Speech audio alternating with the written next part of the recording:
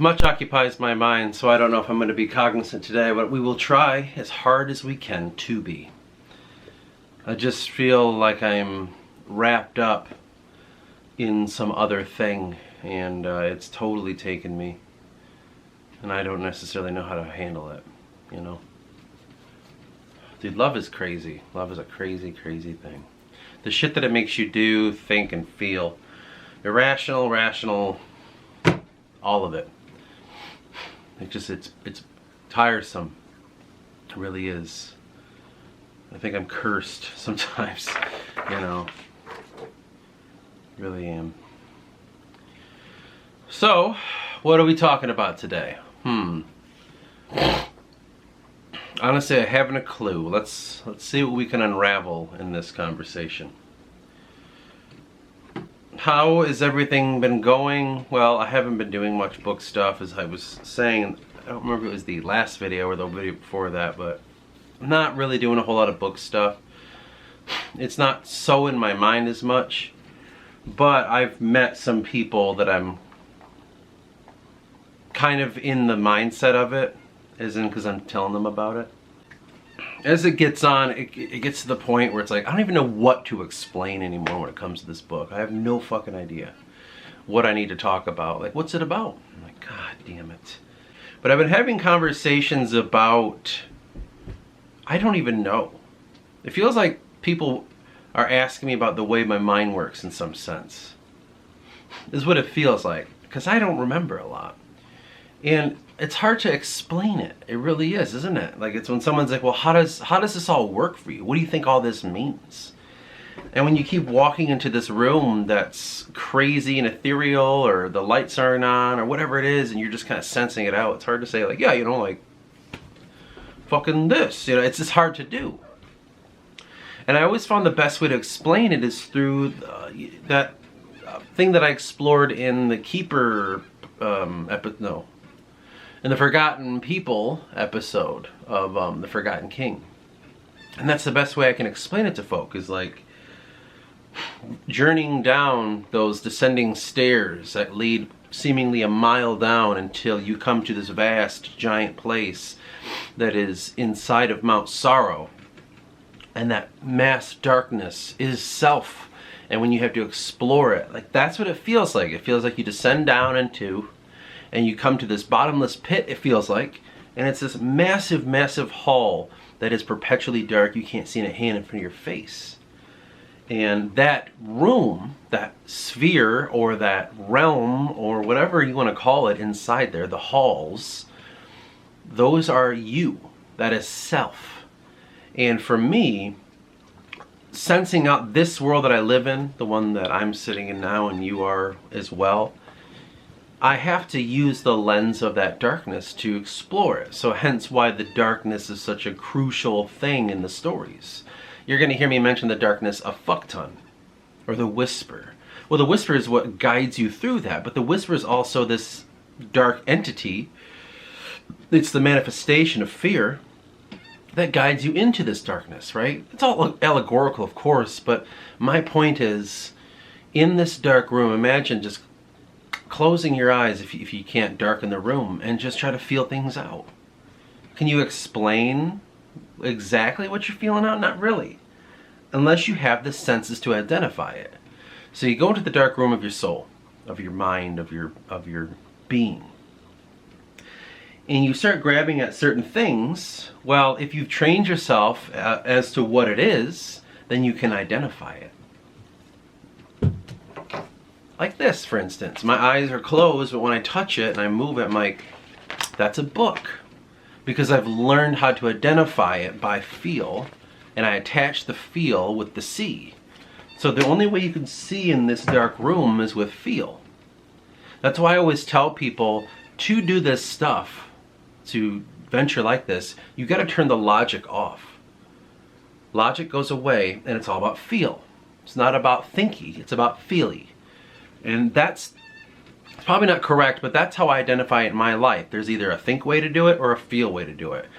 So, in terms of music, when it comes to me learning a song, I don't go, you know, like, music theory teaches me this, this, and that, and all I gotta do is blah, blah, blah, blah. You know, I can't do that. I can only feel. So I just put the instrument on, listen, and just figure something out. Touch it, and we'll see what happens, and all of a sudden I found something. I feel play, right? I listen by ear, and I start playing along. I don't use any logic in that. I don't say, well, he's in C, so if he's in C, then I can only use these notes. And nope. I just go like a child and just say, I don't know, there are no rules. That right there, with music, do that with your soul. So if you venture in and you say, well, what is in my darkness? Well, I don't know, go find out. And don't use the logic to discern what it is. In many ways, I feel like I kind of have to, for these videos, I have to tell you this shit, but I'm not thinking this when it's happening. Like this video, for instance, is me trying to explain to you, I don't remember the right or the left, I always get them confused, but I'm trying to logic it for you, so you can kind of like, I see, and now I can do it. But in a sense, that's all it is. You just venture in and you feel it out. How do you train yourself in a way of like, if I touch something, how do I identify it? Is the same way in real life. You just do it in that place, you know? But the tools that you've gathered, usually the toolbox that I use would be emotion and mythology. So if you use those two, it can really help you identify stuff. But the crazy thing is, once you are in that place, you're disoriented. So you could set up a corner and make it absolutely perfect, like this office. It's all set up, but the lights are off. But I may never find this office again. When I go back into soul, I may find a whole nother fucking realm, and I gotta organize that shit. And that could be unending. So the problem you have is you can't take that place and make it, I don't know how to say it, you can't organize it. You can't organize your soul into easy concepts so you can always go back to it. I don't think that's possible. I really don't. Now, how does one enter? How does one enter this place, this soul, this self? Well, things bud to the surface, right? And you can follow those strings that lead back. So what buds to the surface from self? What are the things that you can see as it comes to a head? Like, oh, there's one, and I can go all the way down into it, but only through it, not through another. I would say those would be emotions, or spirits, if you want to call them. In a sense of, I'm looking at this thing, whatever it is, and I feel something. I'm upset. Okay? Some people ignore that, and they go like, I don't know why I'm upset. And it's like, okay, if you fucking think for a little bit, this is when logic can help you, because you have to identify it first. You think for a minute, well, I saw this thing and it upset me. Oh, because it reminds me of my ex. And then boom, there you go down into self. And along the way, I call it the dark dream, but along the way, it's like there's so many distractions and so many, like, it's almost like a nerve. And it goes to different areas of self. And sometimes it's dead end. Sometimes it doesn't go deep enough. Sometimes it can lead you back. But you need to continue down the path and keep asking yourself, why? Why? Until you cannot answer any longer. And until you've exhausted the whys. Meaning, why did I do this? Why do I feel that way? Oh, I feel like it because of this. Well, then why? Because of that. Why? And you just keep doing it, and then when you get to the I don't know why I am this way, boom, you've entered the darkness of self. And from that point, you have to start feeling it out. It's like transcendence, man. This is realm transcendence, but it's only in self. So from there, I can't give you advice about that part, because that's only you. Now, if it's only you, you can only figure it out through the way that you understand things. But training yourself to truly grasp this darkness is not easy. There's nothing easy about any of this, really. Because at the end of the day, what are you doing? You're trying to discover who you are. And the way you go about it is through the things you feel, see, touch, experienced. You know what I'm saying? You stuff. You're the one who gathered those friends around you. You're the one that has that job, and you're the one that lives that life. So there's only one person you can ask about what's going on in it. When I was younger, I remember hearing people say things like only women talk to themselves, right? Because I used to always, and I still do, talk to myself all the time. And they make you feel kind of weird about it growing up. At least they did, right? Only women talk to themselves. And it was funny, no man's ever said that, only women have. In my life, older women. Women that grew up as baby boomers. So it's like, that kind of fucked me up a little bit, because I'm like, oh man, I'm always talking to myself. I must be some fucking weirdo. And then people make you, even still to this day, like you'll hear people say like, I don't talk to myself, that's fucking weird. Like, how fucked up is it that in your life, you've never spoke to who you are? To the person that sits before you? Like, you're in that fucking body. Surely it can't, well, all you gotta do is think. Like, really? How is that fucking working out for you? So, I can understand the stigma, but what I'm trying to tell you is the more you talk to yourself, the more you get to know that fucking person. Look at yourself in the mirror, man. Look at that person. Look that person deep in the eyes. I guarantee you, you're not going to necessarily know who the fuck that is. You may think you do, but you don't fucking know.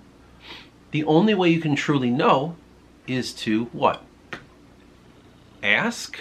You know what I'm saying? You meet a stranger, you don't go like, and I know that stranger because I just know. No, you fucking communicate to them, and then they start telling you shit, and you go, ah. And you start gathering information, and you put it all together, and you start formulating what you think that person is, even though that's still a fraction of them. That's just an element of them that you are identifying with. Like, okay, I attach all these things that I've heard them say. I put my opinion on top of it like a box, and bada boom, that's my friend Kevin. And there it is. It's sat in that corner. And I know who that is. But do you? No, you don't.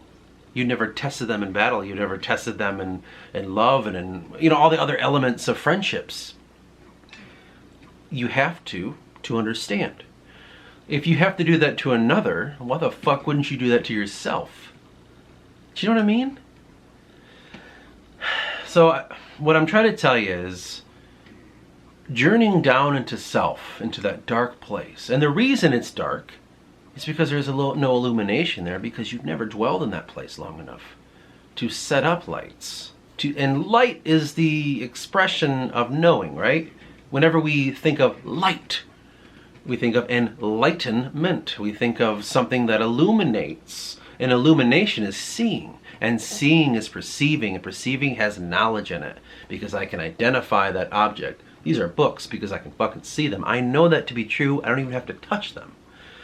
Turn the lights off and I feel around. I'm like, and I have to sense like, well, this seems to be a book. And you know what I'm saying? So enlightenment, so illumination, that is being. That is how knowledge is gained. But you walk into this place that doesn't have any because you've never tread here before. And how do you know you've never tread here before? Because all I got to do is ask you is, who are you? Or here's a really simple one.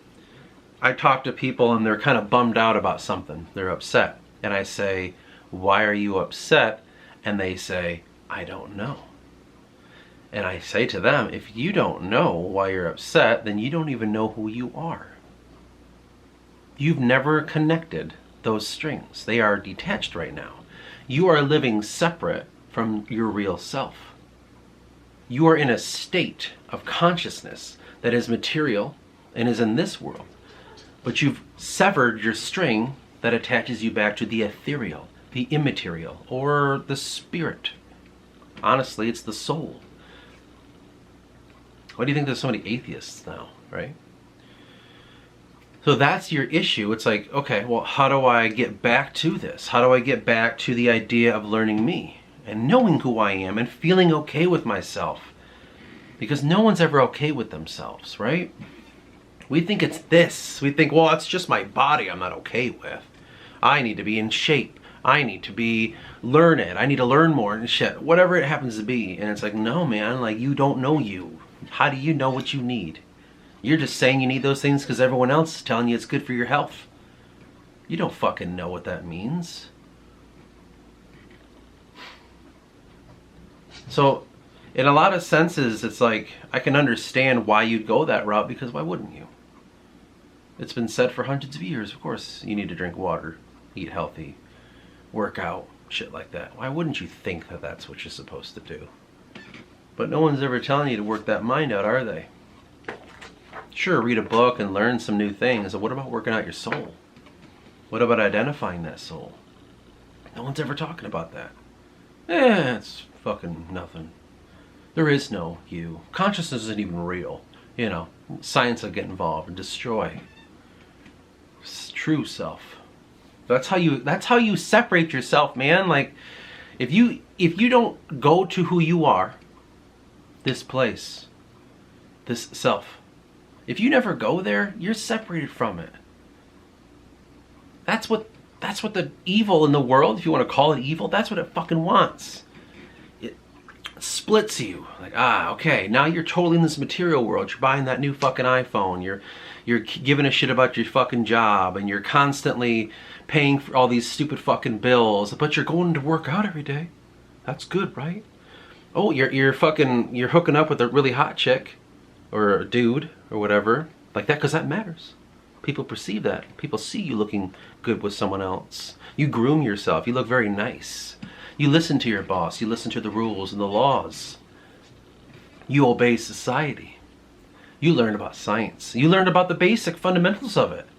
Oh my God, I feel better because I know what matter kind of is. And I feel better because the world was made millions of years ago, and I feel so good about knowing that. And the world is going through a global warming. Oh man, and we need to do something good for it. I'm gonna buy a Tesla. I'm gonna get a solar panel on my house. I'm gonna live off the grid, actually. That way I don't have to be a part of any of this, because this is too much. And you get stuck in that fucking shit. And you think this is what matters. This is it. In reality, you just cut yourself off from God. God is in that self. We identify God with the source. And that God is some fractal element that we exist through. You know what I'm saying? If you go into self in that dark area and you fucking find yourself, you will identify that as God. Because that's how fucking good it feels. That's how true it is. Surely that's God. Because it feels like a powerful thing from afar, guiding me, teaching me. God is always looking out for me. He's got my back. He's Whenever someone describes God in their life, it's like, dude, that's fucking you. Don't you fucking see that? Like, that's you. You are a fragmented part of God. Clearly. If you venture in enough, it's obvious. And that's so blasphemous to some people. But then as an Orthodox, you're like, of course. But they close it, man. Like, they fucking keep it in a little box. Just like everyone else. And I'm trying to say, man, like, you go into this fucking place and you find God, and you find it looks just like fucking you in the mirror, and you see it, and you understand that He is a part of you and you are a part of Him, or it, whatever you want to define it as, she, doesn't fucking matter, man. We keep accidentally pulling in segments of this, and that's how you know it's true. Look at this gender thing going on, where people identify themselves as something they're not born with. Right? Why do you think they're doing that? We could say they're confused. We could say that they're trying to seek their true self. Like, whatever side you want to be on. You know what I mean? You want to be against them, you want to be with them, whatever it is. It doesn't fucking matter, because the truth is they identify that the God beyond does not look the way they feel.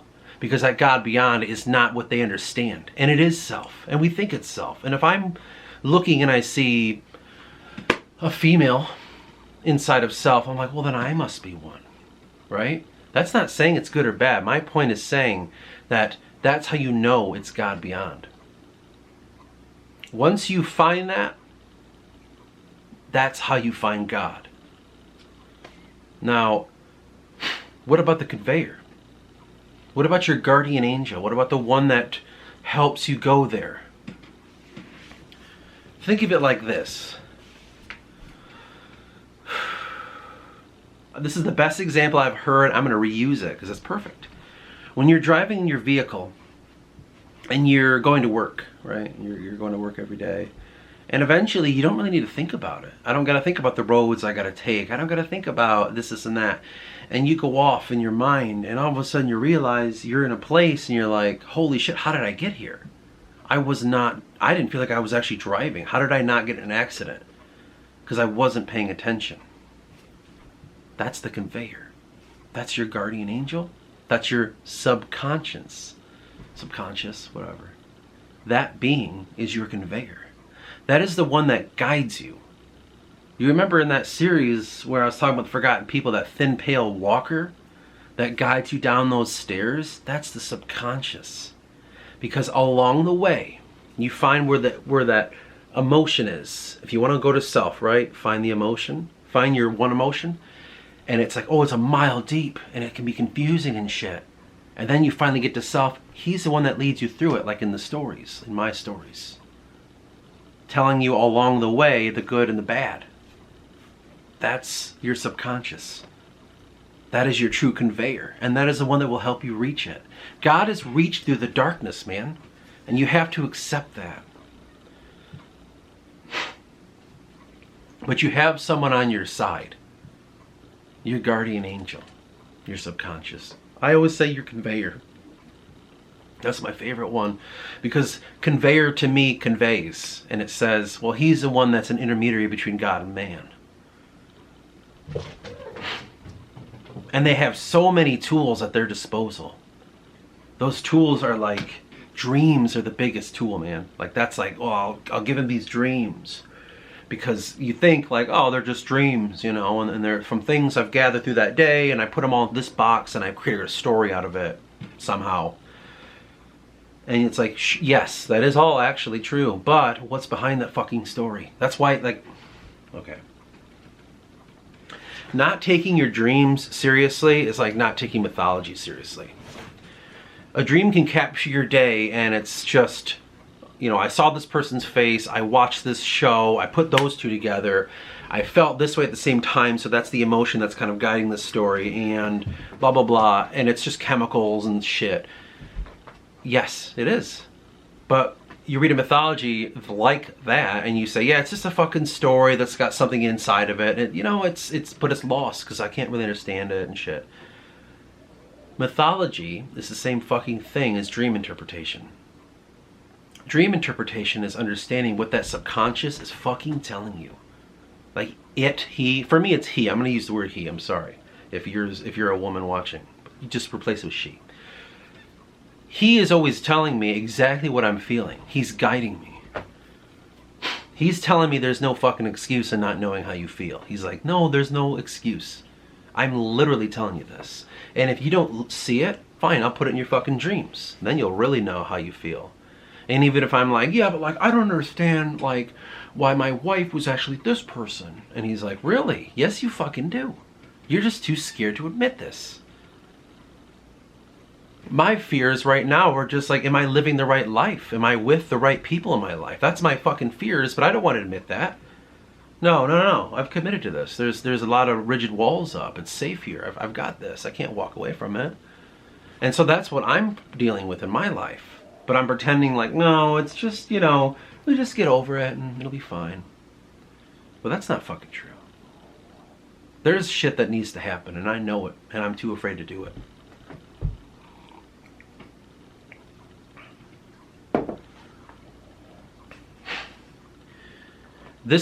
I get that this is all really difficult, and it's tough to understand what I'm saying if you've never tread into this place. If you don't know who you are, then you can't leave this place, man. You know, a lot of people take it too rigidly, but when, like the most modern version, I guess, is like Jesus Christ saying the vessel, right? Where he's like, essentially, you believe in me, you understand what I'm saying, I can lead you to God. Like, you gotta ask for forgiveness, you know, the sins and all this shit and that shit, and we'll get into that at some other time, what that truly means. But when he's saying, like, I can get you to my Father in heaven and be by his side. And when Jesus Christ is saying, about, like, I don't know his words necessarily, because forgive me, I've never really read the Bible, but I understand his teachings without even thinking. He's telling you, I have the way to get to heaven. He's trying to tell you that that part inside of you, you want to get into that. Remember how God's within you, he says in so many words? That's exactly what I'm saying too. To understand you are God. Not like you think though. I'm saying you're God as in you're just a fractal element of him. You're merely the blemish upon his face, but you're still fucking a part of him. Now, my point is, what he was saying was, I can get you back to that place. It is a realm in which you can exist in, and that's in here. And through your inside, you can come back. And he's just trying to give you the way. And how do you do that? You unburden yourself, man. You get rid of all the shit that fucks you up. You know, and then we identify them as sins. Get rid of that shit. Ask for forgiveness. Be kind unto other people, because they're just a fractal element of you. You're looking at everyone and they're a part of yourself. And he's trying to teach you these fucking things. He's trying to say, like, don't get caught up in that sexual shit, man. Like, and don't do this. And don't fucking covet that. And don't steal this. You know what I mean? All the bad things. Because it fucking shields you. And soon you have way too many layers to try to unravel. You can get lost in trying to unravel those layers. And in reality, he's just simplifying the path in. Like, why do we keep forgetting this shit, man? It's like, this story has been going for thousands of years, and we keep pretending like, well, you know, this is different, and I don't know. It's like, dude, how could it ever be different? You're the one hearing it. Like, that is, like, I can't make it any simpler than that. You are the one. Look at in history of mankind, all our stories, the hero's journey. Why is it always you? Well, self-centeredness. Want to be important. No shit. Because no one's important, right? No, but everyone's important. No, but only these people are important. No, but like those people are the ones that are important. Only we're important, right? It's always that shit, right? It's always like something different. But like, what is it really? Who are you really? Why is it you can find something that you can identify in another? That is another human being. And by all rights, you should have nothing in common with them. But you do. Because they're a part of you. And that's exactly what he was saying about love thy neighbor. You unburden yourself with all this shit. You put your sins upon him. He's the road in. He was trying to be some sort of conveyor for you. If you can't find your own, well, he can be one for you. And he can guide you in. That's all that's saying. There's no more to it. But the reality is, yes, you can walk alongside him as he guides you to the kingdom of heaven, which is yourself. But you can go it too, because you're more than capable of going yourself. A lot of the times we've confused them with martyrs and prophets, sages, and even saints, because they went in there. My thing is, if I can go in here and I can do this shit and I can identify myself and I can find who I am and go down the road of enlightenment, who the fuck says that you can't too?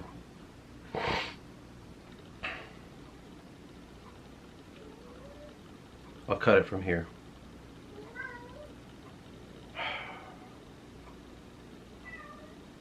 Hopefully that made sense to somebody, but I'm sure it didn't. Well, oh well.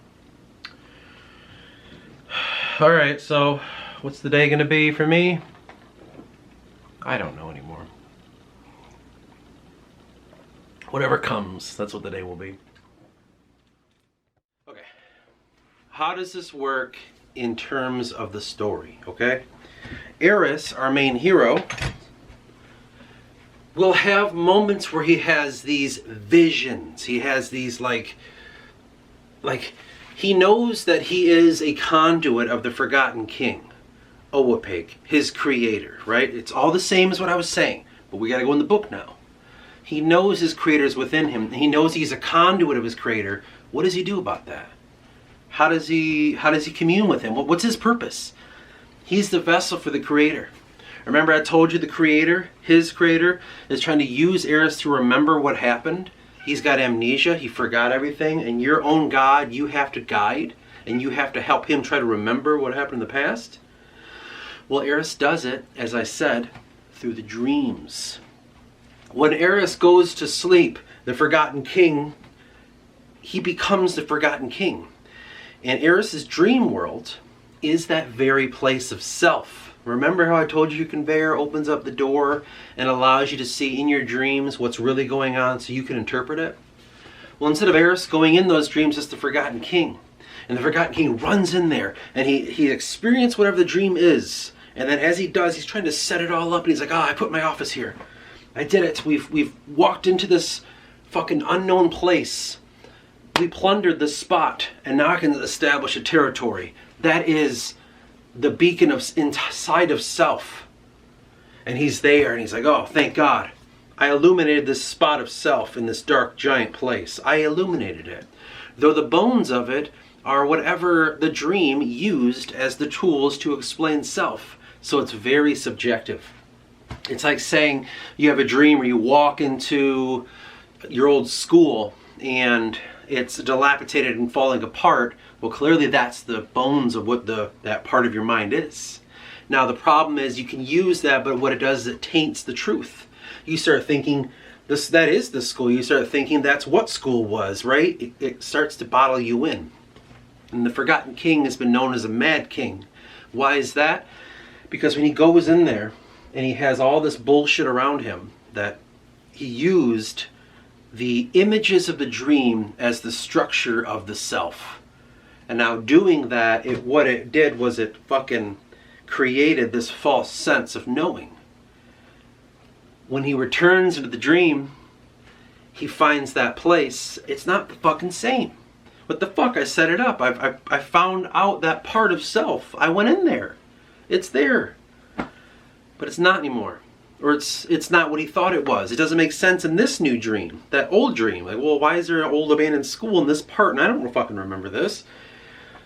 The forgotten king goes mad. He gets fucking angry because he's been doing this for hundreds of years, trying to fucking get out of the realm of creation. Get out from the self of the you, whoever you are. He's trying to surface. But every time he does, he's doing it at the wrong time, the wrong place. And he's getting pissed off. He's getting frustrated. More and more, Eris will continuously do this. He keeps having these dreams. The forgotten king goes into them. He can't figure it out. And then he's like, wakes up and he's like, I don't understand what happened. The forgotten king was mad in that dream. He was in this one this time and he was fucking pissed.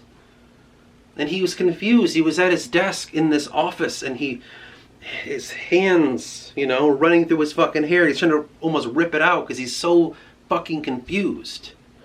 He doesn't realize that to adventure in like that, you have to transcend the dream. You have to transcend whatever the dream puts up around you. Think of the last dream you had. Try to think of the realm it existed in.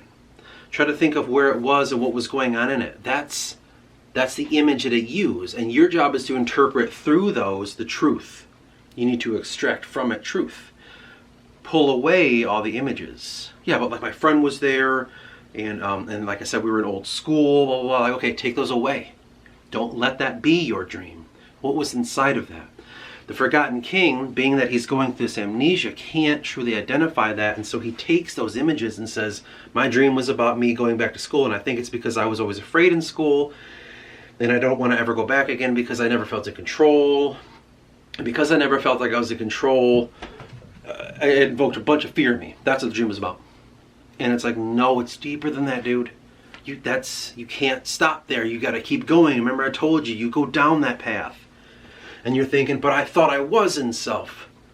I thought I was here. Because I transcended my dream. I learned through it and I learned what it meant to me. I interpreted my own dream. Truly, I know self. And I'm like, no, you don't. And that's what the forgotten king goes through. So I say, when Eris goes into the dream, the forgotten king is with him. He then tries to find his way through the mind to remember again. Eris is part of the journey. He watches. He is alongside the forgotten king. But when the king tries to establish truth, only does he lose it when he returns. It vanishes. It goes away. It doesn't make sense. Next time you go in, that truth doesn't add to this truth. That's how you know you went down the wrong nerve, man. And I think that's the best way to explain it. Think of veins. Think of nerves. You know how they scatter through you. You trace one, it might lead you to a dead end. If you do it right, it can bring you back to the heart. And that's what you're trying to do in terms of a blood vessel. I don't know what the curve or the core of your nervous system is. I'm not sure, but the same for that as well. That is how this is attached into the book. So when you read the books and you see Eris having these dreams, it's part of Eris because Eris is a fractal element of God. But it's also God trying to figure himself out as well. And that's that.